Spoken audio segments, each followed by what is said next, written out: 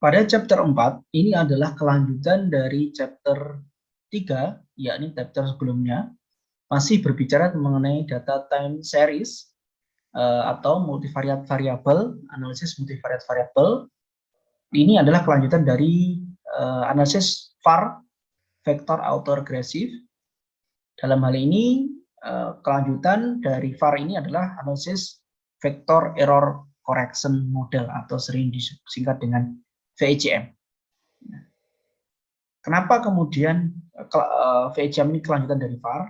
Karena sebelumnya kita sudah mengenal VAR sebagai variabel, hubungan variabel untuk analisis jangka pendek, di mana tahap-tahapannya adalah stationarity, kointegrasi yang tidak ada hubungan. Nah, sedangkan pada VECM ini, pada tahap pengujian kointegrasi terjadi hubungan jangka panjang. Sehingga dalam VECM nanti outputnya ada jangka pendek dan jangka panjang.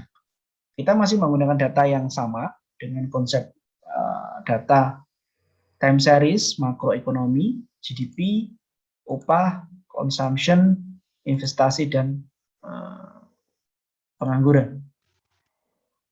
Baik, kita ingin melakukan generate untuk 2-3 variabel, yaitu consumption, GDP, dan investasi dengan cara generate, yakni logaritma natural untuk GDP dengan cara ln GDP sama dengan log GDP tutup kurung, oke. Kemudian ln consumption sama dengan log cons. Satu lagi investasi, ln invest sama dengan log invest. Oke. Yang pertama, kita ingin melakukan pengujian data. Saya ingin melakukan pengujian data GDP, investasi, consumption, investasi, kemudian tingkat upah. Open S group. Maka pertama kita ingin melihat data plotnya. Phrase name data. Terus kemudian kita ingin melihat statistik individualnya, hasil dari statistik deskriptif, phrase name statistik. Yes. Oke. Berikutnya, langkah yang pertama untuk melakukan VECM, kita melakukan uji stationarity. Bisa individu, bisa common atau bersamaan dengan cara view unit root test. Nah, level, kita pilih dulu level. Nah, ternyata common tidak terjadi stationarity. Nah, dia di atas 0,05 pun sama dengan pendekatan dari AIM Pisaran dan SIN itu satu tidak terjadi stationarity pada tingkat level. Langkah berikutnya adalah melakukan stationarity dengan cara turunan pertama atau first difference dari variabel yang akan kita interaksikan. Kita klik first difference. Oke. Nah, di sini terjadi nilai probability kurang dari alpha 0,5 alias baik secara individu maupun secara common terjadi signifikan atau stationarity pada tingkat level. Sehingga asumsi ini mengatakan dugaan kita bahwa terjadi hubungan jangka panjang dari variabel tersebut. Maka kita lakukan pengujian cointegration test dengan Johansson. Nah, view cointegration test Johansson system. Nah, kita biarkan dulu flagnya 4 default. Nah, di sini almost 1, 2, 3 terjadi mohon maaf, 1,2 terjadi signifikan. Artinya nilai probabilitas kurang dari 0,5. Dengan demikian, kita bisa mengatakan bahwa variabel yang akan kita interaksikan, yakni variabel LN GDP, LN consumption, LN investasi, dan upah, terjadi keseimbangan jangka panjang.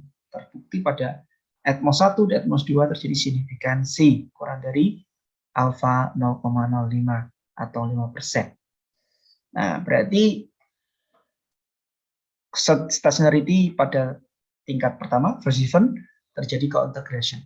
Nah, selanjutnya kita melakukan pemilihan dari like optimum, kita close, kemudian kita open as var, ya. Karena sistem dari var, VECM adalah bagian dari var, kita open as var. Nah, di sini kita pilih var. Nah, sementara 2 dulu. Oke. Nah, langkah ini kita belum mengatakan dia var, walaupun sudah ada var di sini, vector error correction atau VEC, tapi kita belum menentukan optimum lag. Langkah berikutnya adalah menentukan optimum lag dengan cara view lag optimum. Nah,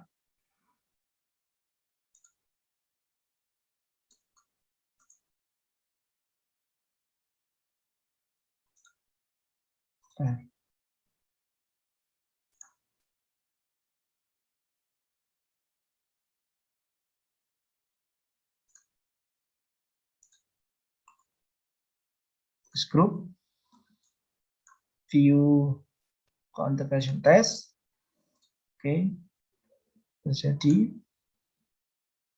unit root, terjadi unit root pada tingkat level,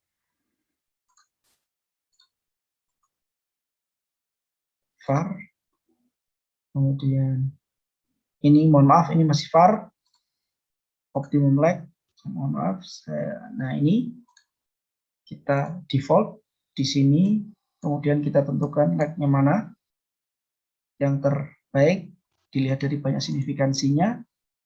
Nah, kelihatan 2 dengan bintang 3, berarti lagnya 2 yang optimum. Kita ke estimate, ini top 2. Nah, ini kita centang vector error correction. Oke. Nah, ini adalah hasil output dari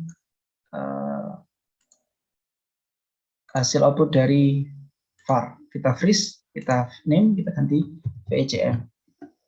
Nah, perhatikan di sini hasil VECM ini, hasil VECM berbeda dengan hasil var yang ada hubungan jangka pendek dan jangka panjang. Nah, yang atas ini adalah jangka pendek, yang bawah ini adalah hubungan jangka panjang. Nah, yang membedakan itu adalah bahwa terjadi keseimbangan baik jangka pendek dan jangka panjang. Sekali lagi, baik var maupun VECM, banyak peneliti tidak melihat hubungan jangka pendek dan jangka panjangnya, namun lebih banyak melihat pada impulse response dan varian decomposition. Nah, ini sama seperti var, impulse response, ini untuk melihat respon dari satu variabel yang mengalami guncangan atau gejolak. Misalkan GDP. Kita klik. Nah, ini adalah perubahan dari variabel yang lain terhadap gejolak dari GDP. Ya, misalkan kita ganti invest.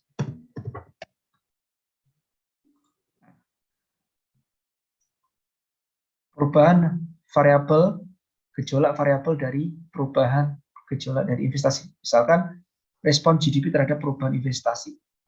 Bagaimana GDP dalam pengamatannya dia mengalami penurunan jika terjadi guncangan pada investasi. Sedangkan consumption selalu mengalami peningkatan jika terjadi goncangan pada investasi.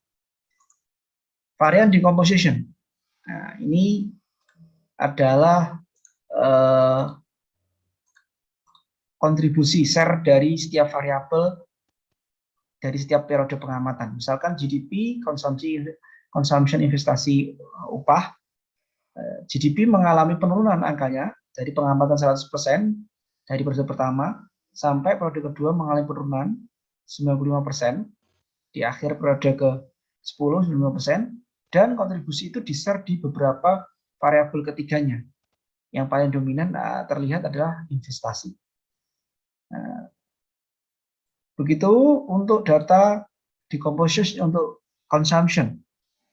Awalnya 82, kemudian 77, periode kedua jatuh, kemudian naik lagi, turun, dan di-share di GDP paling banyak. Dan upah. Jadi konsumsi sama upah cukup erat hubungannya. Pun sama untuk investasi, 37, kemudian turun sampai 21, paling banyak di-share di GDP dan konsumsi. Begitu cara membacanya. Jadi kontribusi dari variabel yang mempengaruhi variabel decomposition decomposition yang jadi pengamat, yang kita amati. Baik, itu tutorial untuk melakukan pengujian VICM, keberlanjutan dari VAR ketika terjadi kointegrasi hubungan jangka panjang pada pengamatan tutorial atau langkah-langkah tutorial yang dilakukan oleh VAR, terjadi kointegrasi, maka langkah berikutnya adalah melanjutkan kepada VICM. Sehingga di VICM ini akan menghasilkan output jangka pendek dan jangka panjang. Namun sebagai catatan, output jangka pendek dan jangka panjang ini banyak peneliti jarang untuk membahas karena sifatnya ateorik. Sekali lagi sebagaimana yang dijelaskan di teori, yang sering dibahas adalah variasi dari perubahan data yang dilihat dari impulse respon dan decomposition. Baik, demikian tutorial dari VICM, semoga bermanfaat. Kita lanjut untuk chapter berikutnya. Terima kasih.